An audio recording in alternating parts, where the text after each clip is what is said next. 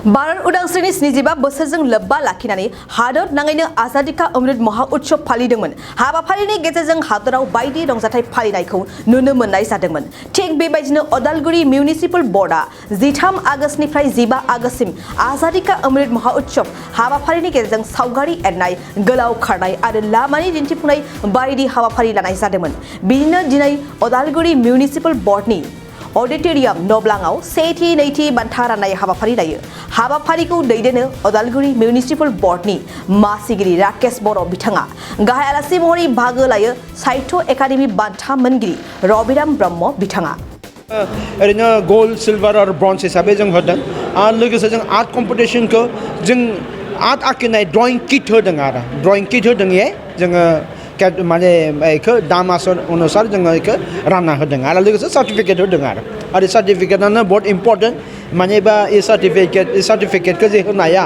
भारतआ जे 75 बोसोर जादों ओरै 75 बोसोर जानायाव सेन्टिवेट जानायाव जों जे आजादी का अमृत महोत्सवआव जों बाहागो लादों बे बाहागो लानाय हिसाबै जों बे जे योगदान खालामदों उन जोलैफोरा बे सार्टिफिकेटखौ 75 बोसोर जानायखौ दिन्थिनो हागोन आरो थैंक यू ना बेखौथ' गावबा गाव मिउनिसिपाल बर्डआव जेराव जेराव गोग्लैयो इसोरखौ बेफोरबायदि प्रग्रामखौ हरनाय जादोंमोन। जों उदालगुरि मिउनिसिपाल बर्ड हिसाबै जोंनि एरियाखौ लानानै जों खालामदों खिन्थु जों ये नायाखै आरो उनफ्रा फैदों उनफ्रा फैयाखै सोर कम्पिटिटर फैदों जों बेखौ उदालगुरि टाउननि आन्दाराव गोग्लैदों होननानै जों बेखौ बाहागो लानो होआखै जों बेफोरबायदि खालामाखै आरो जोंनियाव फैदों एन्ट्रि खालामदों जोङो जनो होदों आरो जायनो फैयो जों बेखौ जिरायनो होदों खारनो होदों माबायाव बाहागो लानो होदों आरो बेनोसै আপনাকে সকলে জানে ভারতে স্বাধীনতা পোৱা ৭৬ বছৰ হৈ গ'ল আৰু পুৰা বছৰ দৰে পুৰা বছৰसेनो भारत सरकारनि निर्देश पड़ते 75 years 75 বছর आजादी का अमृत महोत्सव যদি 70 years আমি কোৱা হয় তাক কোৱা হয় প্লেটিনিয়াম जुबली কিন্তু सरकारे তাক प्लेटिनियम जुबली मुंखौ होआखै किन्तु बेखौ बुंदों आजादी का अमृत महोत्सव तारमाने जों जे आजादी मोनबाय जों जे इन्डिपेन्डेन्स मोनबाय बेखौ अमृत हिसाबै खुंनाय जादों। अमृत माने नोंथांमोना मिथिगौ नेक्टार जे नेक्टारखौ जायोबा मालाबा थैनो रोङा अमृत खाले केতিয়াও माने नमरे आरो এই अमृत हिसाबै ইয়াক গণোৱা হৈছে আৰু এই হিচাপে আমাক ভাৰত চৰকাৰ অসম চৰকাৰ আৰু ব্ৰিটিছ চৰকাৰৰ পৰা পৌৰসভা হিচাপে মানে মিউনিচিপাল বৰ্ড হিচাপে কিছুমান প্ৰগ্ৰাম খালামनो होदोंमोन आरो प्रग्रामाव केम्पेइन विथ सिनियर सिटिजेन बेखौ जों खालामनाय जादों लोगोसे तिरंगा यात्रा क्लिनलिनेस साफ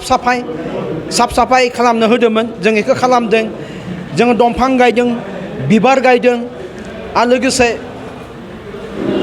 गथ'फोरनि गेजेराव आरो युथनि गेजेरजों नोंथांमोना कम्पिटिशन खालामनांगौ खारनाय कम्पिटिशन खेला कम्पिटिशन आरो लोगोसे PMI बेनिफिसियरिनि गेजेरजों काइट फ्लाइंग तारमाने काइटটো কয় আমাৰ এইটো চিলা উৰুৱা तारमाने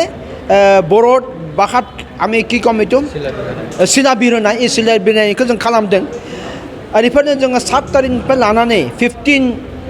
आगस्तसिम प्रग्रामखौ जों खालामलायनो थांदों। मोननै इभेन्टखौ जों कम्पिटिशन हिसाबै खालामदोंमोन बे जाबाय आर्ट एन्ड ड्रयिं कम्पिटिशन आरो लोगोसे मिनि मेराथन बेखौ जोङो आजादी का रान आजादी का दौर होननानै जों बेखौ मुं होदों थेमखौ जों होदों माने जों बेखौ जोङो कम्पिटिशन हिसाबै लांदोंमोन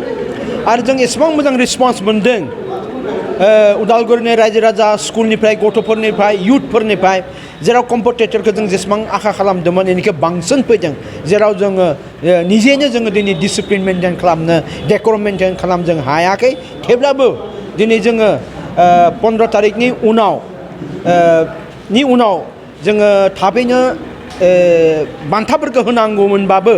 जों किसुमान समनि आंखालजों जों होनो हायाखैमोन दिनै जों सम मोनदों हिसाबै जों दिनै आर्ट कम्पिटिशनखौ जोङो ग्रुप A ग्रुप B बासिनानै प्राय जोङो याय साथाम first second third group A group B आरो लोगोसे जि मोजां आखिनो हादों 6 जनखौ जोङो कनसोलेसन प्राइज जों होदों आरो खारनायाव जोङो बयज एन्ड गार्लसनि ग्रुप मोननै खालामदोंमोन खालामनायनि उनाव जोङो फार्स्ट सेकेन्ड थार्ड फार्स्टनिफ्राय थार्ड मोननायखौ जों 6 जन जों होदों आरो बेनिफ्राय जों मोनसे स्ट्रिट प्ले नुखुर नाटक मोनसे नाटक खालामदोंमोन स्वाधीन भारतनि सायाव जों माबोरै उदां मोननो हादों बे उदाङाव सोर सोर कन्ट्रिबिउसन होदों आरो लोगोसे बेनिफ्राय दा बर्तमान भारतआ मा जोंनि हादर भारतआ मासिम जों मोनफैगो ये 21st सेन्चुरियाव मा अबस्थायाव दं बेखौ दिन्थिनाय जादों जों मोनब्रै जायगायाव खालामदों मोनब्रै वार्डआव जों खालामदों मेन सिटियाव बेयावबो रायजो राजाया मोजां रिसपन्स होदों आरो दिनै जों बे बान्थाफोरखौ होनो थाखायनो दिनै प्रग्रामखौ जों खालामदोंमोन आरो जों दिनै मोजां रोखोमै बे बान्थाखौ जों होजोबनानै जों आरो लोगोसे नोंथांमोननि मिडियानि गेजेरजों बेखौनो मोनसे फोसावलाय जों होनो सानदों जोङो जे आर्ट कम्पिटिशनाव बाहागो लादोंमोन जोङो इन्डियान 75 years of 75 बोसोर आजादी का अमृत महोत्सव होनानै हनमान होनानै मोनफ्रोमबो कम्पिटिटर मोनफ्रोमबो बादायारिफोरनो जोङो सार्टिफिकेटखौ जोङो होगोन आरो बेखौनो जों नोंथांमोननि मिडियानि जेरै जोङो बुंबाय आरो लोगोसे बिथांमोना फैगौ हप्तायाव बुधबारनि उनाव जोंनि अफिसाव जगाजग खालामनानै सार्टिफिकेटखौ लांनो हागोन आरो थेंक इउ। बाइक सालायनो मोजां मोनग्रा सुबुंफोरनि थाखाय मोनसे गोजोनथाव खौरां जोबोद खम बेसेनावनो लननि गेजेरजों बाइक लानो हागोन। क'क्राझार जिल्ला सेरफांगुरियाव थानाय पंका एन्टारप्राइजआव मोनसे गोदान खाबु लाबोदों। फैगौ 30 आगस्तनिफ्राय 2 सेप्तेम्बरसिम पंका एन्टारप्राइजआव लन मेला खुंफुंगोन। बेनि गेजेरजों नोंथाङा बाजाज कम्पानिनि गुबुन गुबुन रोखोमनि गोदान बाइकफोरखौ जोबोद खम डाउन पेमेन्ट होनानैनो लनाव लानो हागोन। बारा नङा गासै 10,000 डाउन पेमेन्ट होनानैनो नोंथाङा बाइकखौ मोनफुंनो हागोन।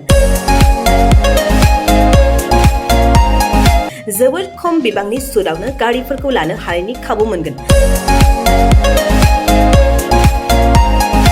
बाइकजों लोगोसे बेसेन नाङाजासे हेलमेटबो मोननो हागोन। 1,000 रांजों नोंथाङा बुकिं खालामग्रोनानैबो दोनहरनो हागोन। बेजों लोगोसेयैनो नोंथांनि गोजाम जानाय गासैबो रोखोमनि बाइक स्कुटिफोरखौबो सोलाय सोल' खालामनायनि खाबुखौबो मोननो हागोन। गोबांथार मिथिनो थाखाय 9101547892 आरो 60038171191 जानबुं अनजिमायाव जगाजग खालामहरनो हागोन।